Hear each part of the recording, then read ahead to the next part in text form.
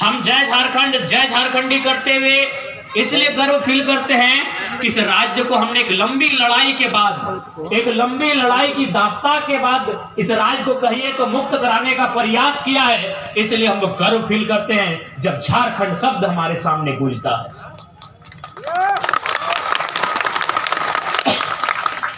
झारखंड, हालांकि हम लोग बहुत कम जानते हैं झारखंड के बारे में, इसलिए क्योंकि न प्रेस हमारे थी, न किताबों को लिखने वाले लोग हमारे थे, न साहित्य को लिखने वाले लोग हमारे थे, न गीतों को लिखने वाले लोग हमारे थे, न कविताओं को लिखने वाले लोग हमारे थे। हमारी भाषा तो खेतों की पगडंडियों में है। आज चले जाइए, हमारी दादी जब धान लगाती हैं, जो भी दादी लोग बैठी है तो गीत गाती हैं, वो किसी किताब में नहीं है। झारखंड के बारे में लोगों ने इसलिए नहीं जाना क्योंकि कहानीकार हमारे नहीं थे, प्रेस में बैठे हुए लोग हमारे नहीं थे, गीतों को लिखने वाले लोग नहीं थे। हमारी कहानी कहां है? जुबानों में जिंदा है। हमारी कहानी कहां है?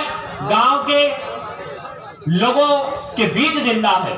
इसलिए क्योंकि अगर हम झारखंड की बात करते हैं तो आपको गर्व होना चाहिए। आप दुनिया की रिसर्च टीम ने यह दावा किया है, वैज्ञानिकों की टीम ने यह दावा किया है कि जब दुनिया में हिम युग था, हिम युग समझते हैं ना, यानी बर्फ का युग, जल यानी पानी यानी धरती का कोई नामो निशान नहीं था। दुनिया ने पहले दावा किया कि शायद जल से जो मिट्टी का टुकड़ा बाहर आया था वो अफ्रीका था, लेकिन अब वैज्ञानिक की टीम ने दावा किया है और यह प्रमाण किया है कि जब दुनिया में जीवन नहीं था, जब पूरी दुनिया जलमग्न थी और कोई मिट्टी का हिस्सा उस जल से बाहर आया, वह सिंहभूम इलाका। हमारे इतिहास को किसी ने जाना ही नहीं, किसी ने बताया ही नहीं। बताइए कितने राइटर हैं हमारे पास, कितने साहित्यकार हैं जिन्होंने पुरस्कार प्राप्त किया है, कितने पदक प्राप्त करने वाले राइटर हैं हमारे पास। कभी झारखंड के बारे में आपको जानने ही नहीं दिया। आपको गर्व करना चाहिए कि अफ्रीका से नहीं, धरती का पहला अंश अगर निकला है जल से बाहर, वह सिंहभूम है जहां हम और आप खड़े हैं। अब बात आती है झारखंड की। झारखंड खेती बाड़ी करने वाला प्रदेश, गीतों के माध्यम से खेतों में धान लगाने वाला क्षेत्र, किसानों का गांव, किसानों का प्रदेश, किसानों का भूमि। समय बीतता गया, राजाओं का दौर आया। राजाओं का जब दौर आया तो दुनिया ने एक प्रतिस्पर्धा देखी, एक वर्चस्व देखा, एक राजा के द्वारा दूसरे राजा के क्षेत्र में कब्जा करने का दौर को देखा। धीरे धीरे हम लोग मुगल काल में आए, मुगलों के बाद हम लोग अंग्रेज के काल में आए। जब हम लोग अंग्रेज के काल में आए तब अंग्रेजों ने पता किया कि इस जंगलों के बीच कुछ लोग रहते हैं जो मानर की थाप में अपना जीवन यापन करते हैं। अंग्रेजों से पहले हमारे बारे कोई नहीं जानता था, आप इस बात को जान लीजिए। अंग्रेजों के आने से पहले हमारे प्रदेश के बारे में विशेष लोगों को जानकारी नहीं थी, यानी इस राज्य के बारे में, इस प्रदेश के बारे में, इस भूभाग के बारे में अगर सटीक जानकारी किसी ने दुनिया के सामने रखा तो अंग्रेजों के कालखंड में रखा गया। अंग्रेज जब जाने लगे, याद कीजिएगा, अंग्रेजों ने कहा था कि आप पूरे भारत को ले लीजिए लेकिन कम से कम छोटा नागपुर के पठार को छोड़ दीजिए। क्यों कहा था? खनिज संपदा से भरा हुआ यह क्षेत्र था। समय बीता, 1912 में जब बंगाल से बिहार का विभाजन हुआ, हमने भी मांग रखा कि हम लोग अलग झारखंड लेंगे। पहली बार थोड़ा सा सुविधा है, कहा कि 2 दिन पहले 2 को दांत उखाड़ के आए हैं। ब्रह्मांड का कोई लीडर ऐसा नहीं है कि दांत उखाड़ने के बाद भाषण देने आए, कोई नहीं। पूरा ब्रह्मांड की हम बात कर रहे हैं कि डॉक्टर ने स्पष्ट कहा था 5 दिन कुछ नहीं बोलना है। भले आपको दिखता है दांत इतना, लेकिन निकाला इतना बड़ा। सोचिए दर्द कितना होता है। 3 को इंजेक्शन डाला गया। क्या बोलते हैं लोग? बहरा, हम लोग उधर बहरा बोलते हैं। हाँ, जिसको हाँ आप लोग जो भी बोलते हैं, आपका भाषा हम लोग धनबाद से है ना। 3 को इंजेक्शन बहरा वाला दिया गया, तो थोड़ा सा असुविधा है बोलने में, इसीलिए थोड़ा सा माफी चाहेंगे। यानी 1912 में पहली बार झारखंड राज्य मौखिक रूप से मांगा गया कि हमें राज्य चाहिए।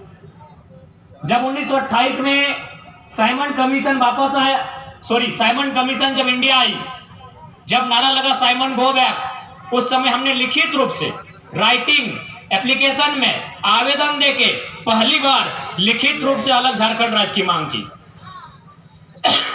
फिर दौर शुरू हुआ जयपाल सिंह मुंडा का, एनी होरो का, एक दौर चलने लगा। लेकिन लोगों ने आरोप लगाया कि केवल आदिवासी, केवल कुछ वर्ग के लोग हैं जो झारखंड अलग राज्य की बात कर रहे हैं, और वह आंदोलन पीक पर आता था, मुकाम तक पहुंच नहीं पाता था। फिर एक दौर आया, एक नया दौर। उस दौर की अगुवाई की धनबाद के बलियापुर से विनोद बिहारी महतो ने, और हाथ किससे मिलाया, किसे अंगुली पकड़कर चलना सिखाया? आज वर्तमान मुख्यमंत्री के पिता, जिसे दिसम गुरु के नाम से जानते हैं, जो राज्य में पूजनीय है दिसम गुरु के नाम से, शिबू सोरेन को साथ लिया, कॉमरेड ए.के. रॉय के साथ लिया, कोल्हान में निर्मल महतो और तमाम नेताओं को साथ लेकर नए झारखंड का जो दौर था डिमांडिंग का, वो दौर फिर से आगाज होने लगा। जयपाल सिंह मुंडा के बाद विनोद बिहारी के नेतृत्व में वो सपना फलने लगा, फूलने लगा, और अंततः आज ही का दिन 1987 8 अगस्त 1987 का वो दिन जिसे हम लोग अपने लिए काला दिन कहेंगे। शहीद निर्मल महतो के सीने में दे दनादन गोलियां दागी जाती है, और उनके रक्त की जो बूंद धरती में गिरती है, रक्त की बूंद गिरती है झारखंड में, लेकिन असर होता है दिल्ली में, और झारखंड निर्माण का रास्ता तैयार होता है। बिना किसी विवाद के कहना चाहेंगे, संघर्ष इस राज्य को लड़ने के लिए अनेक लोगों ने संघर्ष किया है। जयपाल सिंह मुंडा से लेके कार्तिक उरांव, एनी होरो से लेके विनोद बिहारी महतो से लेके शिबू सोरेन से लेके कॉमरेड ए.के. रॉय, अनगिनत नाम है। लेकिन अगर शहादत की बात कहिएगा, अगर निर्णायक बात कहिएगा, तो शहीद निर्मल महतो बिना किसी विवाद के पहला नाम आता है, शहीद निर्मल महतो। क्यों यह नाम आता है? न जिस समय निर्मल महतो की हत्या हुई थी, जिस समय निर्मल महतो की शहादत हुई थी, निर्मल महतो इस झारखंड की मिट्टी के सबसे बड़ी पार्टी के सबसे बड़े नेता थे। निर्मल महतो समय झारखंड मुक्ति मोर्चा के केंद्रीय अध्यक्ष थे, जो पद आज गुरुजी के पास है, वो केंद्रीय अध्यक्ष थे। यानी झारखंड की सबसे बड़ा लीडर कौन थे? निर्मल महतो। उनकी हत्या हुई है, तब हमें जाके झारखंड मिला है, खैरात में झारखंड नहीं मिला। बिना किसी विवाद के कहना चाहेंगे, निर्मल महतो का अगर शहादत नहीं होता तो शायद कई साल हमें और पीछे जाना पड़ता झारखंड को लेने के लिए। क्योंकि पहली बार उस समय जो केंद्र की सरकार थी, राजीव गांधी प्रधानमंत्री थे, क्योंकि राजीव गांधी ने भी स्वीकार किया कि पहली बार झारखंड अलग राज्य की मांग उनके कानों तक अगर सुनाई दी, तो निर्मल महतो के सीने में जो गोली लगी थी उसी कारण सुनाई दी।